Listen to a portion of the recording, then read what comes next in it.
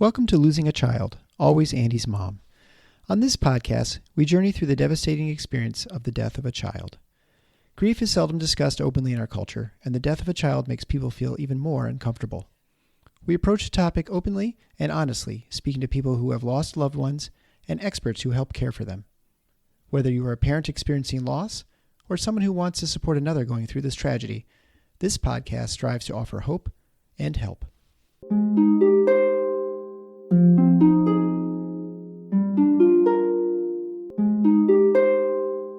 Welcome to episode 97 of Losing a Child, Always Andy's Mom.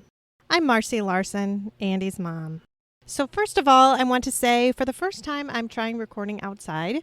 I am at our cottage up in northern Michigan for a little long holiday weekend and decided to stay up an extra day. So if you hear birds chirping in the background, that is because I'm outside. Today, I really have the honor to speak with Aimee, Eliza's mom.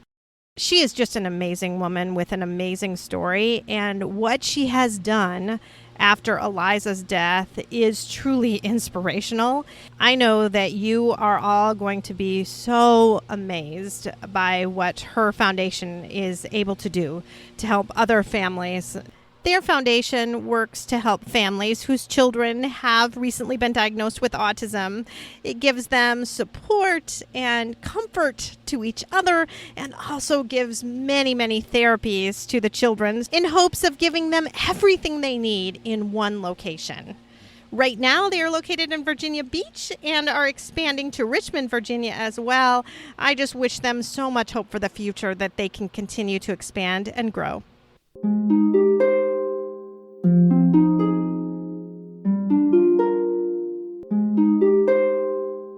Thank you so much, Aimee, for coming on the Always Andy's Mom podcast and sharing Eliza with us today. Thank you so much. I'm glad to be here. Oh, very good. So do you want to just start out by telling us all about your daughter, Eliza? I would love to. It's my favorite subject. I know, right? So Eliza was born April 12th, 2016, or 2012.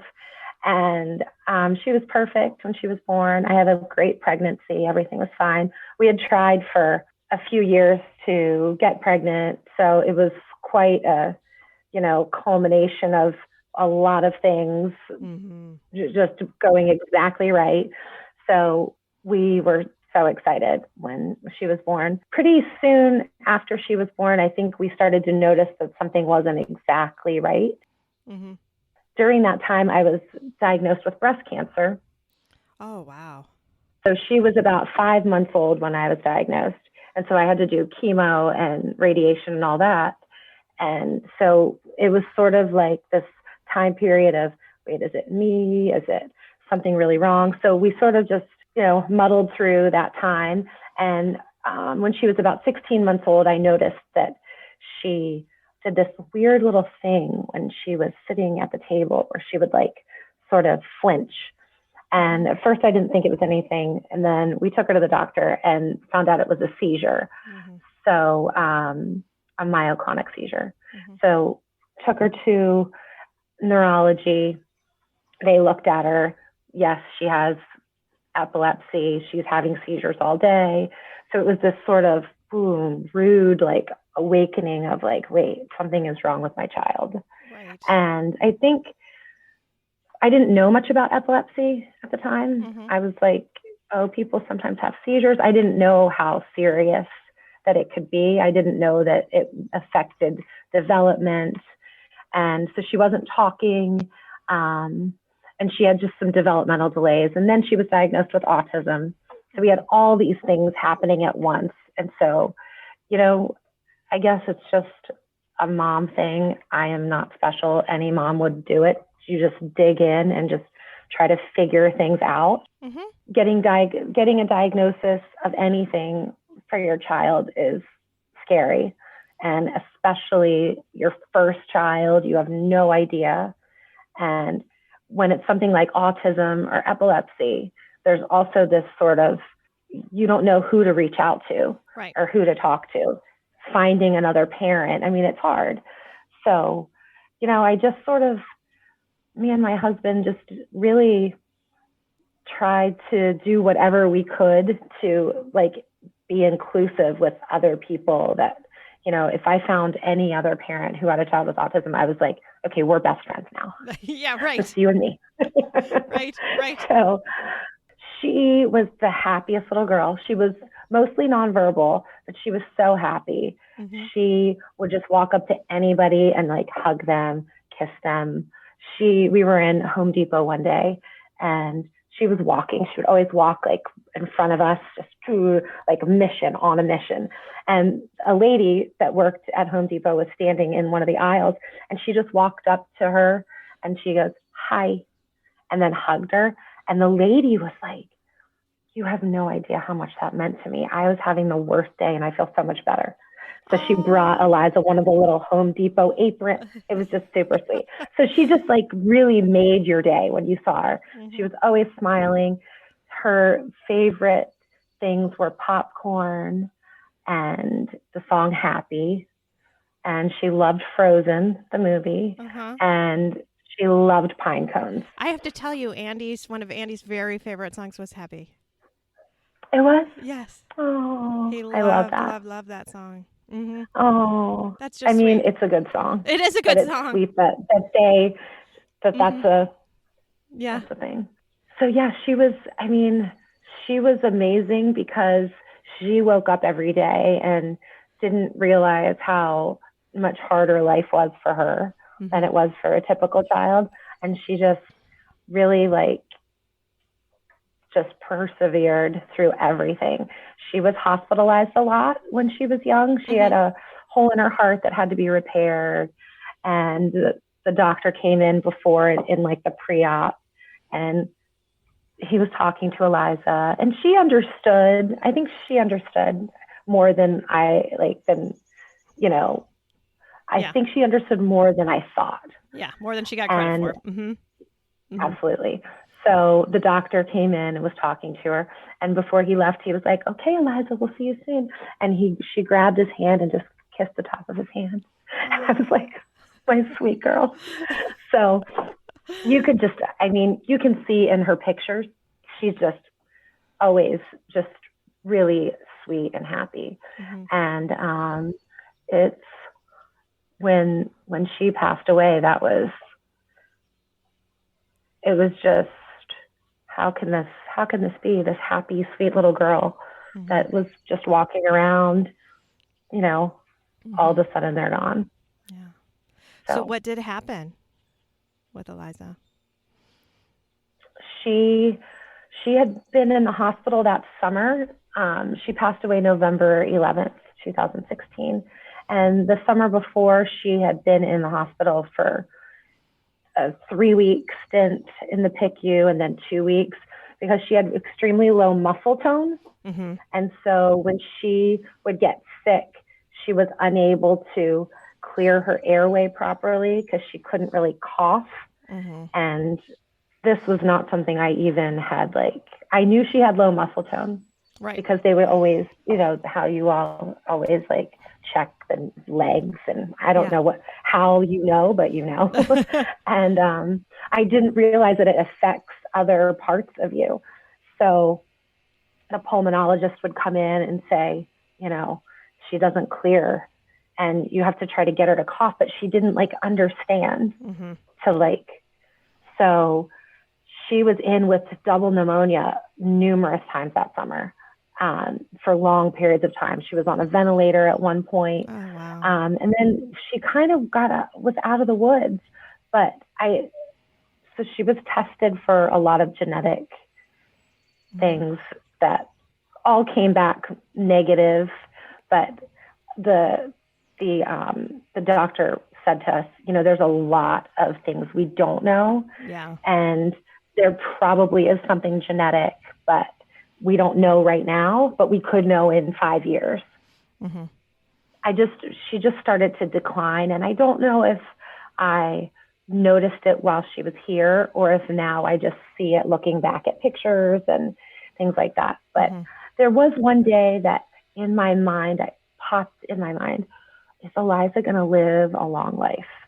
I just, it can't, and then I just like, oh my gosh, why would I think that? Like, how could I even like think those thoughts? So I was actually going on a girls' trip, and it's funny because it took us forever to pick out the dates to get 10 girls together for our friend who was getting married. Like, can you imagine, 10 people on a text trying to figure out a date, a weekend that works for everybody? Right, right. So we settled on November 10th. We were going to leave and go to Vegas. So I left. I kissed Eliza goodbye. And there's this one moment that I stood at her door and I was like, should I go in? It's so early. I don't want to wake her up because she struggled with falling asleep and staying asleep. And I was like, oh, I'm just going to go in and kiss her. So I go in, I kiss her goodbye, and I left. And then get to Vegas, and the morning of the 11th. So we were there that day into the night. And the next morning, I was staying with 4 of my girlfriends, and my phone rang. And so I hopped up and I was like, oh, it's so early. And why is Aaron calling me so early? And I picked up the phone and I could tell he was crying. And I said, what's wrong? And he said, Eliza's very sick. And I knew immediately. And I just like screamed, is she dead? And he said, yes. And I don't even know, like you see in movies when people find out someone's died and they fall onto the ground. I always would see movies and I'm always like, is that really a thing? And it is. I fell to I literally couldn't keep myself up. Yeah. I don't really remember a lot after. It was just very chaotic. I was screaming so loud. And my mom had come to stay with Aaron to help with Eliza. And she woke up to go get her up to take her to school. And she didn't wake up. And my mom went in Aaron's room and said, Eliza won't wake up. And Aaron went in and she had passed away in her sleep. Yeah. They said it's sudden unexplained death and epilepsy, which, I mean, Eliza took all her medication. Yeah. I didn't even really know about it. I didn't know that was a thing that they just flew. Yeah. And so I spent a lot of... And you're my third mom that I've had on whose child died from sudden unexplained death and epilepsy. I don't know if you're aware of that. No. Number 3. No. In less than 100 episodes now. I have to say, I didn't even realize as common as it was, right? Because I've had many patients with epilepsy, but I haven't had many patients die. Yeah, it's... I recently just had one diagnosed that has epilepsy, and we've been treating her epilepsy for a long time, and she has a genetic disorder, and they recently found out that it has a really high association with sudden unexplained death and epilepsy, and now they are going to do surgery, even though there are going to be very likely high complication rates. But I thought, after meeting all of you, I couldn't do anything but recommend that they get the surgery. You know what I mean? It's just... Yeah. Because, I don't even know if it's something that I wished I would have known more about. I have asked people that question. Mm-hmm. Yeah. It's such there's nothing you can do. Yeah.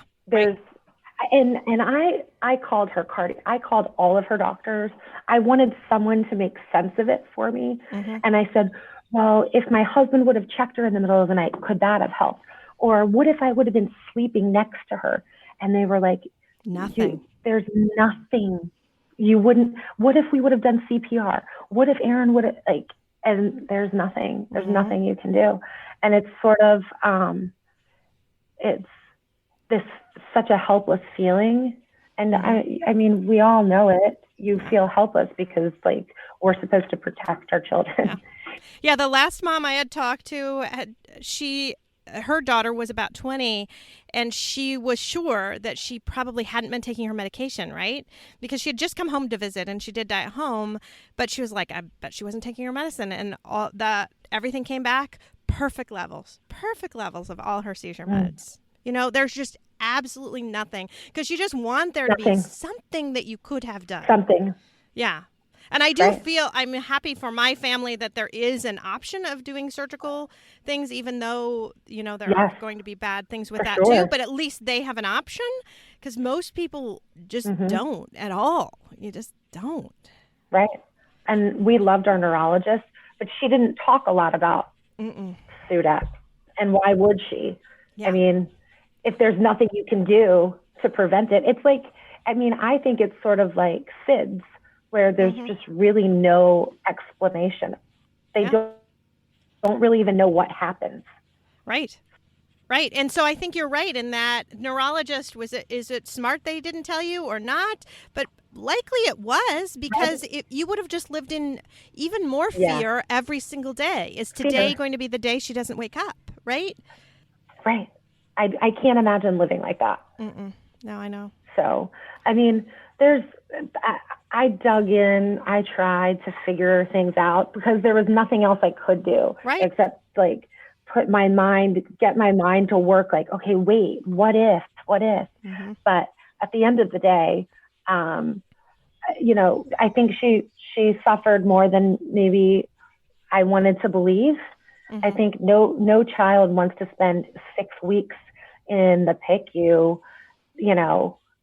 during the summer. That's terrible. And she spent a lot of days in therapy, just speech therapy, occupational, physical therapy, all of those things. And, that was in the foreseeable future, that was going to be her life. So I could never have imagined that I would lose a child, just like I'm sure you could never have imagined. No. And it's not anything, there's really nothing that compares to that. And it's just so different than losing anybody else. It's part of you. It really is part of you. Yeah.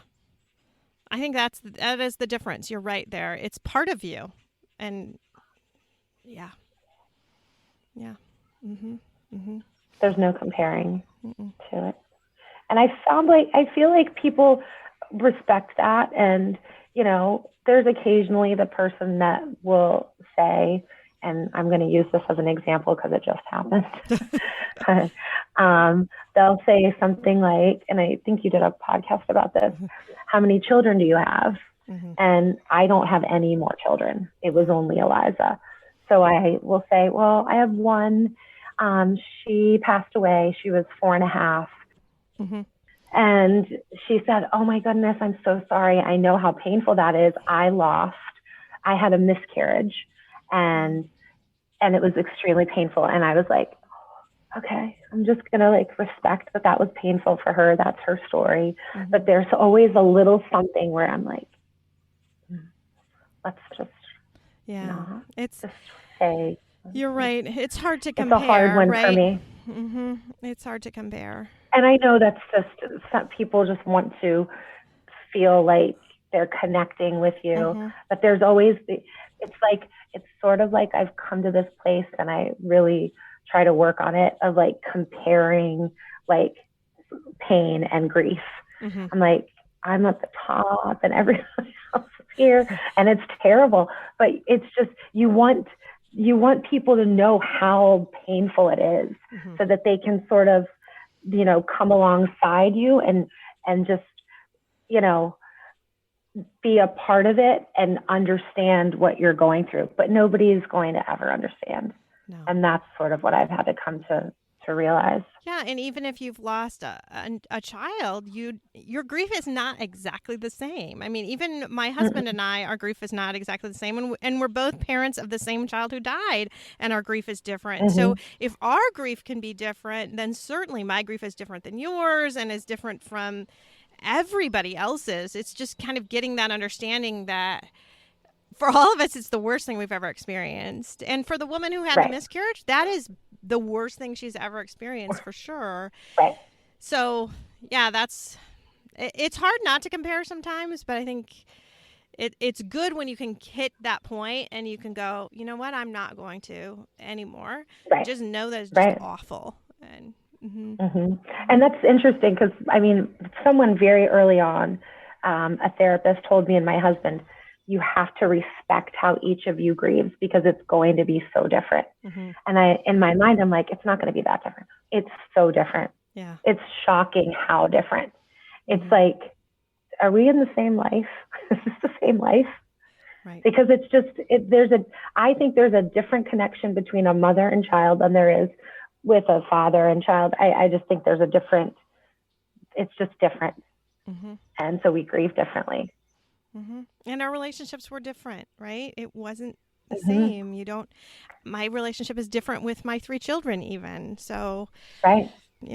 I would grieve all of them, each of them differently in many ways, and not one more or less than another for sure, but all of the grief would be different because we have a different relationship because they're a unique individual. So, mm-hmm. Right.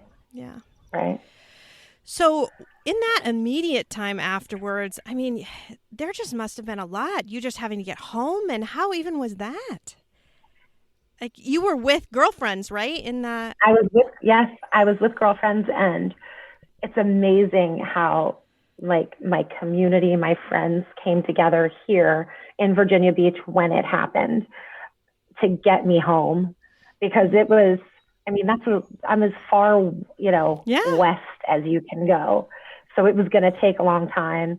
So a girlfriend called one of my friends that was in the room with us, and I was like crazed. Like the security had to come. It was terrible.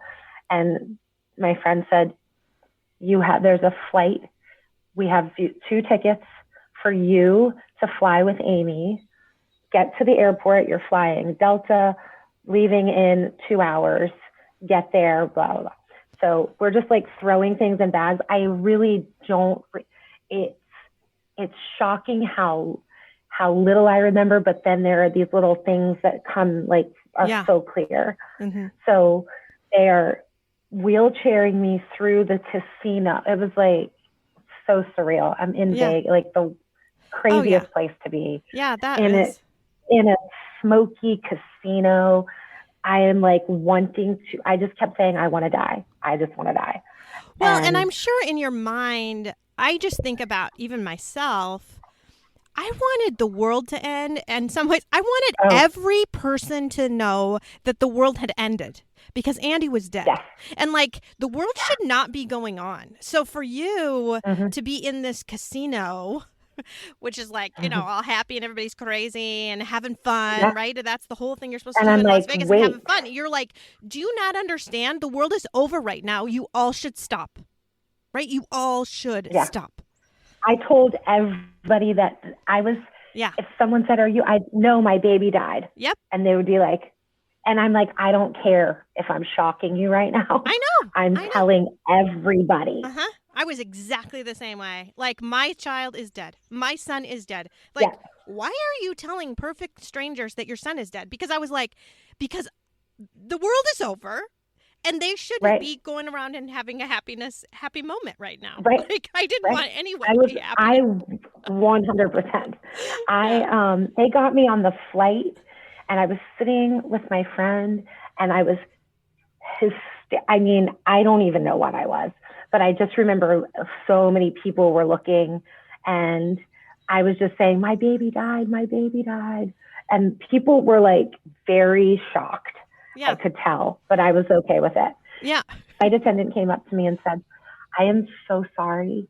I just have to ask you have to calm down because they won't let us take off until you're like, and I was like, what?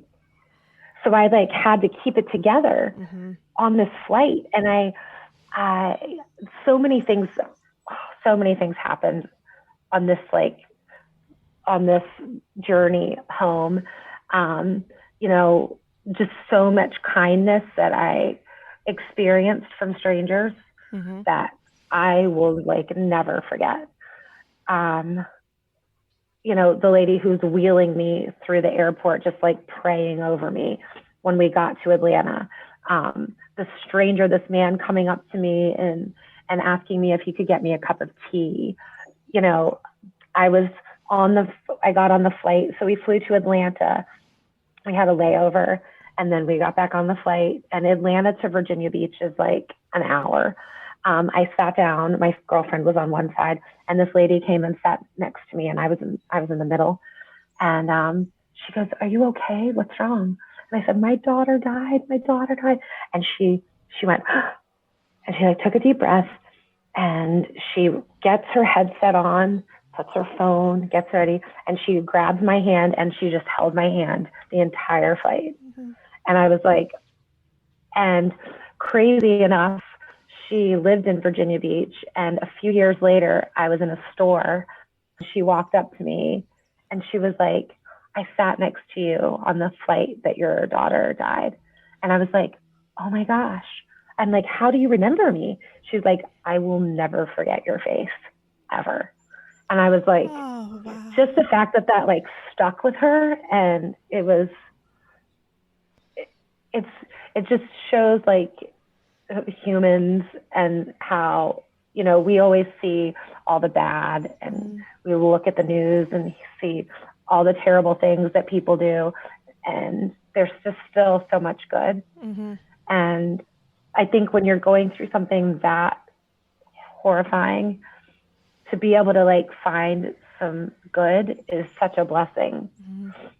And I was able to, I had these friends who, when I was getting off the flight, my brother and my best friend's husband were standing, waiting at the plane. Like mm-hmm. They bought one-way tickets, one-way refundable tickets, because they wouldn't let them through security unless they had a ticket. Sure. And they were like, "But my sister," they were like, "Sorry." Yeah. So they bought one-way refundable tickets so that they could stand there. They literally just had a plan. The car was outside. Someone got my bags, and they just took me straight to the funeral home where Eliza was. So I always say that my friends could like rule the world because they did a really good job of making it as easy as possible for me mm-hmm. when I got back.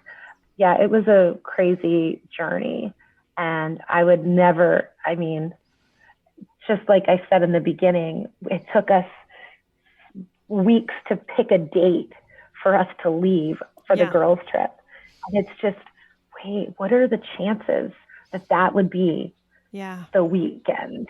It's just, and I definitely believe that, I wasn't supposed to be there to find Eliza. Yeah, I was don't wondering that know too. Mm-hmm. how, I don't know if I would have ever been able to, that's, for me, that seems like a really bad place to be. Mm-hmm. I don't know how well I would have done. I'm not good under extremes like that. And my husband is really good. Yeah. And I just tend to freak. And I can only imagine what that would have been like. Well, and I think that same thing too, in that in the car accident, I lost consciousness and Eric didn't.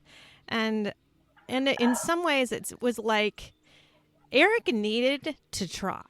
Eric needed to do CPR on his son and try, because that's what he does, right? He's an anesthesiologist. He does that for a living. If he wouldn't have had a chance to try, I'm not sure he would have been able to forgive himself, right? Yeah. And I needed him to try because I know he would do it better than me. And especially in that circumstance, would I have been able to do compressions and rescue breathing on my baby? I don't know that I would have, but I know that Eric did and did the best that he could. So, I wish I could have held him one more time for sure, right? But in the grand scheme of things, it probably was the best that the person that needed to try did. And the person, me, who really couldn't. I couldn't, because I wasn't even conscious, so I couldn't. So, and I couldn't see him like that, right? And it was probably for the best, although so much of me wished, like, how could I not? You were physically not there, so I'm sure that's you. And for me, it was like, I was physically there, but I was unconscious. Like, what, I'm almost not forgiving myself for not being aware, right? Oh, I'm like, how could I not have been there? Right. Because there's always a little something that thinks, if I would have been there, would things have been different? Right. I always checked her 3 or 4 times a night. And then I'm like, I could like beat myself up about this for the rest of my life. Mm-hmm. But Aaron did CPR. I would not have been able to do CPR. Mm-hmm. He was the best, and he's the fixer, and he's the one. So I would have probably beat myself up if I wouldn't have done it right and thought that that's the reason that, there's all these, it can eat you alive. Just all of the like wondering what if. The what if. Those are really hard. Mm-hmm. Yeah. Those are really hard. Those are really, really hard. So I'm glad that you had someone like by your side that all of that time. So how long did it take you to get back then? Oh, we left at like 10. Oh, we left at like 8 in the morning. So 11 o'clock East Coast time. And I got to the funeral home around 7 p.m. Okay. And then, I don't think anything will ever prepare you for that. No. Right? No. I mean, I don't think that people realize the hardest thing for me was leaving. Like, you're leaving your baby. Yeah. Like, it was her body. People they said they thought they were saying the right thing. It's just her body. I'm like, no, this is my baby. So I was terrified to walk into that funeral home. I was like, I don't even think I can do this. Yeah. And I walked in, and then I was like, I can't do this. Like but I wanted to so bad. I wanted to like touch her. Yeah. And when I got up to her, it was, I remember it so clearly of like, I think I'm going to throw up. This is not happening to me. I couldn't believe that this was my life. Yeah. I wanted to die so bad. I remember praying in the plane, please let this plane crash. I can't live. Mm-hmm. Like the feeling of having to live is like, wait, this is just not ever, I can't. Right. And I wondered if other people felt like that. Mm-hmm. Like you want to die. Yeah, absolutely. You do feel that way. It's like not that you're going to actively kill yourself, but like you were right, like, no. You're like, you're not going to kill yourself, but gosh, if this plane went down right now, that'd be great. I'm good. Or if yes, I wasn't going to do something to myself. You weren't actively suicidal. I just wanted to disappear. Right. I wanted to disappear. And my husband called it my soft death wish. Yeah. Yes, soft. That is so good. Yeah. Right. Because I'm not going to actively do something, but do I have a little bit of a death wish? Yeah. Because after a while, he's like, I need you to stop having the soft death wish. I can't let you talk about it anymore. So like, okay, we will not be talking about it. Okay. So yeah, seeing your child, that is something you can't get out of your head. No. And then leaving and just like wondering and it's I know my therapist had said to me, every mom, so she really exclusively sees bereaved mothers. That's like her entire practice is seeing bereaved mothers. Wow. And she said she has never seen somebody that didn't want to know exactly what happened. Like you need to know exactly what happened. And other types of loss isn't that same way, but a mother always wants to know to the detail exactly what happened to their child. So I found that so really, it was interesting. That's really, yeah. Yeah. And it was nice for her to tell me that because it made me feel more normal because I was so upset with myself over that lost 30 minutes that I don't remember. Like what happened? I want to remember. I want to know because part of that I was actually conscious because when I came to, I was sitting on the side of the road and my husband was there and I clearly didn't know what was going on. And he was looking at me like, how do you not know what was going on? Because I'd been awake, but but I have memory loss, so that's why. Were your other 3 kids in the car? Only one of them. Okay. My son, Peter, the younger one, we were just going to this baseball game. My older daughter had a violin lesson, so she didn't go. And then my foster son was working, so he didn't go. But I do have to say, had they been in the car, I would have lost 3 because the entire back. We were in a minivan, and the entire back was completely crushed, and there would have been 0 chance of anyone in the back surviving. So, I mean, thank goodness they weren't in the car, because I know I would have lost 3 of them and not 1. So, yeah. One is bad enough. One is bad enough. Yeah. I found myself reading books about child loss, about I read Rare Bird, who I listened to that podcast. I love that. Love her. She's awesome. And I wanted to connect with other moms who had lost children so badly. Yeah. And I just wanted to not feel as alone. And so I read about Jack, and I don't know, there's something, it's like I feel like I know her story so well from reading that book and going through all the different things, and talking about when her husband like went to the museum, and she was like, how could you go to a museum when we just lost our child? And I was like, right. I know. Yeah. My husband wanted to go to the movies. I was like, what?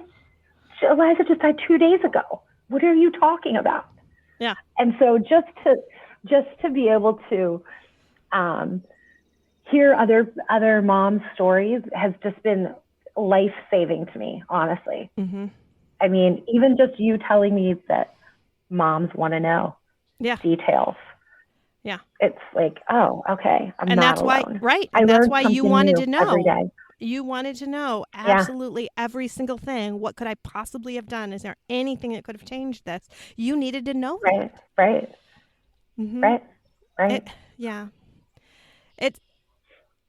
I remember Gwen saying something to me about how difficult it is to feel powerless. You know, how that is so hard to feel powerless, and you would rather almost feel some guilt, like there's something that you missed, than to accept the fact that you are completely powerless in this situation. That is so good. Yeah.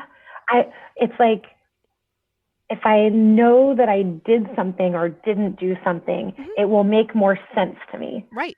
Than just, I had no power. Right. And I never did. Right. And especially because that's accepting that you are powerless in this situation. That means you're powerless in 100 more situations in the future. Yeah. And you can't prevent any of that either. And that's so scary, because you really want to feel like you've got a little bit of control. Right. And that maybe you messed up somehow. If I messed up, then okay, then I won't do it again.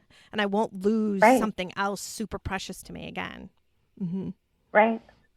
And I mean, that's a hard place to sit, because we spend our whole lives with this. We're going to, our child is born. They're going to go to school. They're going to graduate. They're going to go to college. They're going to get married. It's all planned out. That's what we think. Yeah. And then one day we're like, wait, that might not happen. It might not be just like we imagined. And I think they don't teach that. That doesn't like come in a guidebook of like, okay, here are your plans, and this is what we want to happen, but it might not happen like that. Yeah. And that's hard. That's really hard. That is hard. And like we had said earlier about, would you have wanted to know that SUDEP really existed or not? That's the thing too. Do you really want to live thinking, oh, this might not turn out? Right? My child could die any day. And then all of this thoughts that I had of being a grandparent and all of this is gone. I mean, do you want to live like that? Not really. I don't really want other people to live like that either. Right. It's just hard. When I had when I was diagnosed with breast cancer, I was terrified I was going to die and that I was going to leave my new baby. And I was talking to my friend's dad, and he said, you're no closer to dying today than you were a week ago. You could just cross the street and like get hit by a car. It's all relative, really. Yes, you have this diagnosis, but you know, that might not be what's going to take you out. It could be you just walking across the street tomorrow. And I was like, oh, that kind of really does. I mean, nobody's promised tomorrow. And I think that's the hardest thing that I've had to learn is none of us are promised tomorrow. Mm-hmm. And I think when it's your child, I think that's when it gets a little trickier because you're not supposed to outlive your child. No. And I can accept my own mortality a lot better than I can accept my child's. Mm-hmm. And I think that it's just showed me so many things that we are taught and that we learn, and just by osmosis, not even that someone really teaches us, but just about being powerless and you know, thinking that everything's going to turn out the way we want it to turn out, when that is not the case. And we spend so many days and researching pacifiers and what kind of bottle, and do we use this diaper? Do we use this crib? And really, it isn't going to matter. I read this thing where it was just this little poem thing that about a mom in Target, pregnant mom in Target, and looking up at all of the different things that, you're going to need. Mm-hmm. And the woman looking at her is like, it doesn't matter. It's not going to make any difference. That pacifier, that, formula, if you breastfeed, all of those things are good, or they're, better than the other, but it doesn't matter, because at the end of the day, I did do everything right. Yeah. For the most part. And it didn't change anything. I know. And I think that's where you just really have to come to terms with and realize okay, I was the best mom that I could be. Yeah. And now I just have to do my best to keep my daughter's memory alive. Mm-hmm. Why don't we talk about that now, about how you're keeping Eliza's memory alive? Because I think it's pretty amazing what you've been doing. Thank you. So we don't have any other children. So when Eliza passed away, it was just a couple days after. And I was like, I have to do something. She can't be forgotten. Mm-hmm. I want everybody to know that she was here. And far after I'm gone. So I just thought about it, and I was like, the one thing that we really lacked was a community when Eliza was diagnosed with autism. Mm-hmm. And there's just so many misconceptions about autism, and there's just so many, there's just so much that goes along with an autism diagnosis. I mean, it's a spectrum. Yes. Yeah. We all know that it's a spectrum, but I always had in my mind, it's children that don't make eye contact. They don't want to be touched. And that's really not it. I know. Eliza loved to be touched and squeezed and hugged. She would want to be hugged all day, which is my love language. Yeah, I love that you talked about Eliza in that way, because you are 100% right. That is not what people think about when they think of autism. Right. Because it's just is such a wide variety. And I bet that woman at Home Depot, when she said hi and gave her a hug, if you would have asked that woman, do you think this child has autism? She would have said, no. Absolutely not. No way. Yeah, because absolutely. That's not what in her mind it is. So I love that you kind of expanded that, because it's not a narrow diagnosis. It's really so inclusive of so many really things. Isn't. Mm-hmm. Mm-hmm. And she would make eye contact.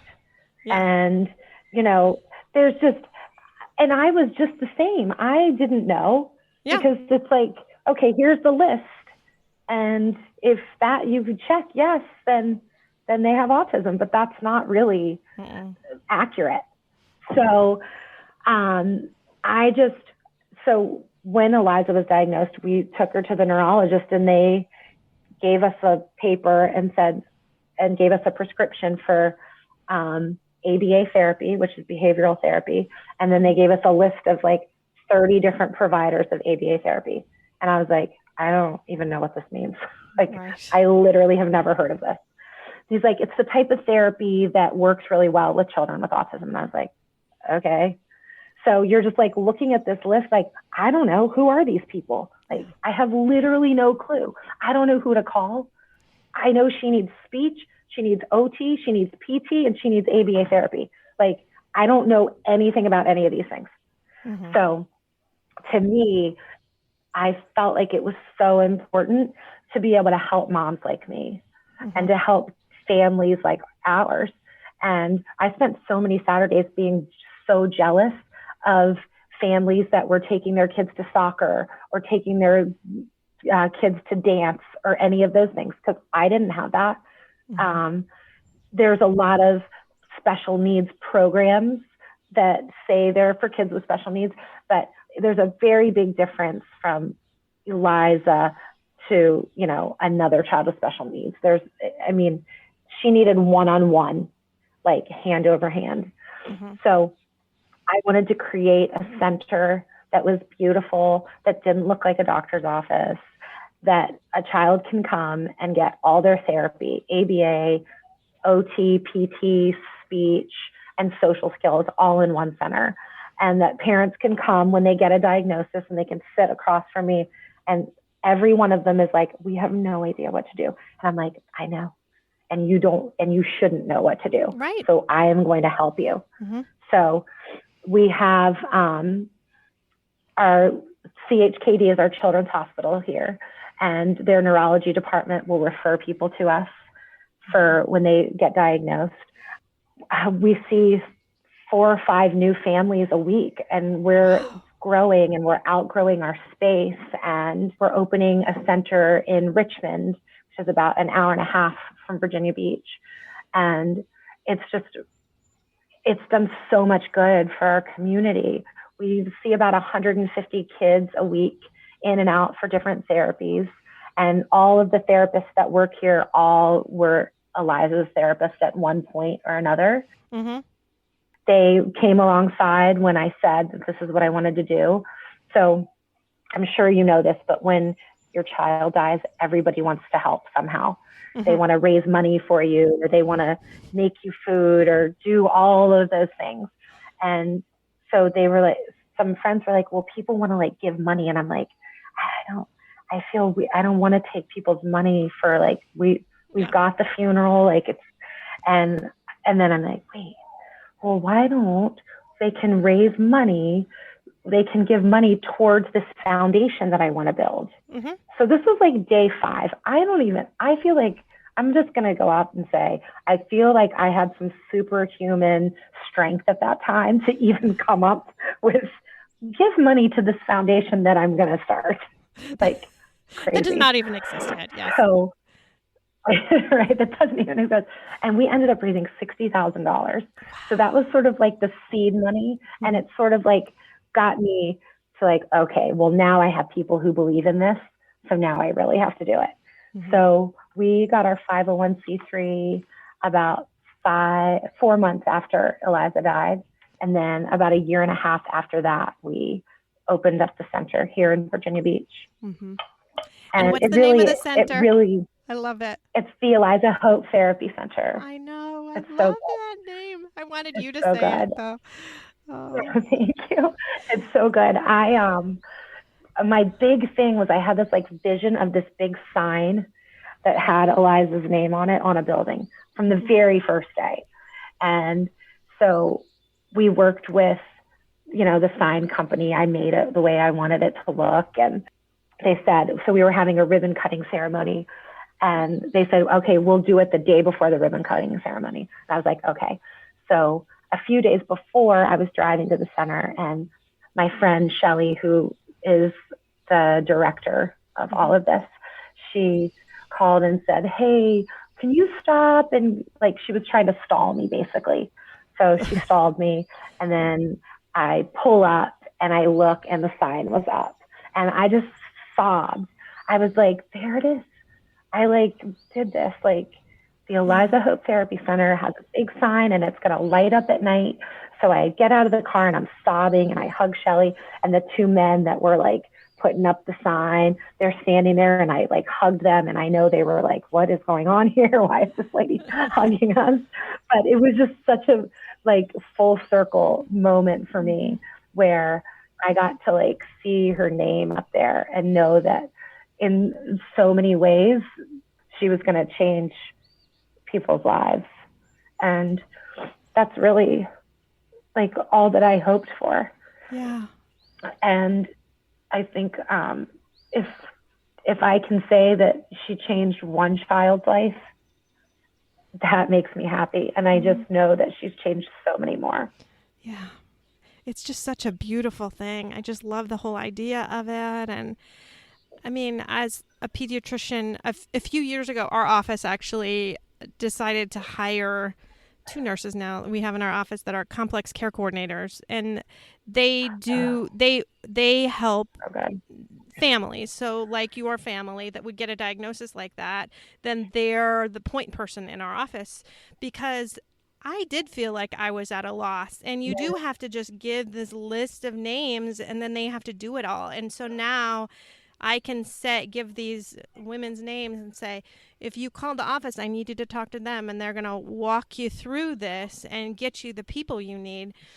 That's what we have to do in our office as kind of a little... That's perfect. Well, we do that because we don't have something like what you have, right? Oh, right. I mean, but it would be even better to be able to say, I'm going to send Right. you to this amazing, awesome place that's going to teach you all about your child's diagnosis, plus give your child every single therapy they could possibly need. I mean, wow. Yeah. What a gift. Yeah. What a gift. Yeah, it is.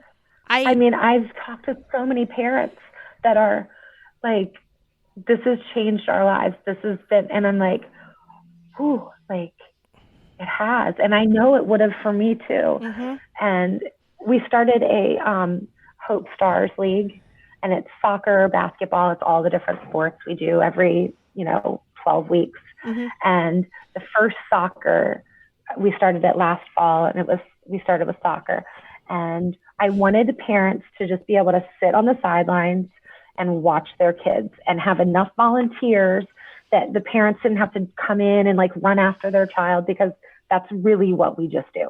We just run after our child. Yeah. And so we had enough, and I just got to see these parents just like relax and see their child doing something that they might not ever have gotten the opportunity to do.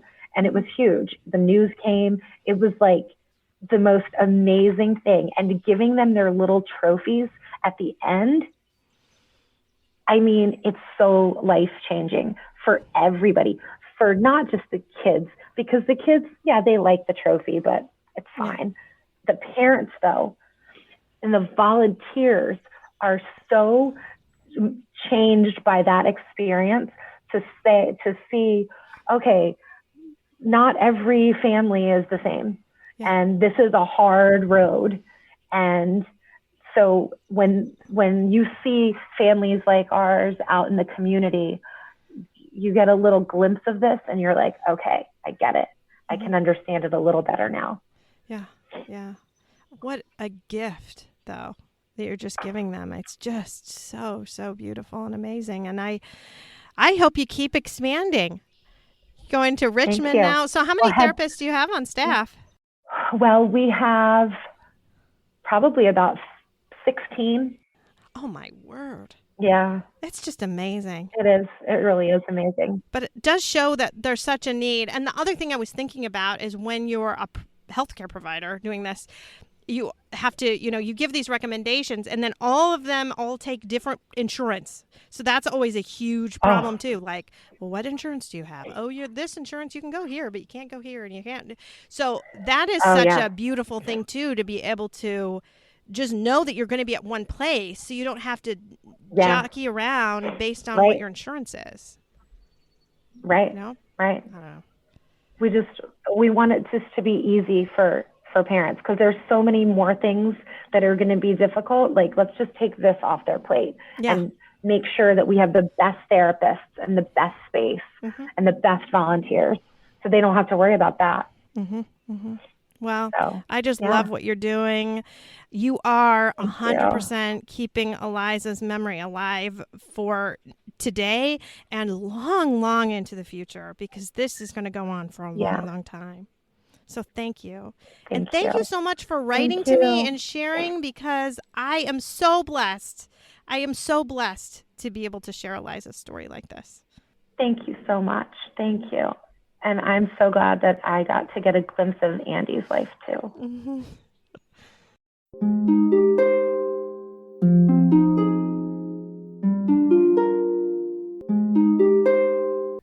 Thanks for listening to Losing a Child, Always Andy's Mom. Please subscribe to the show on your favorite podcast player. We are always looking for new show ideas. If you'd like to be a guest, know someone who'd be a great guest, or have a show idea, please email us at marcy@andysmom.com. Be sure to visit the webpage, andysmom.com, for more content, including Marcy's blog. There you can also sign up to receive updates via email. Together, let's work to inspire hope, one day at a time.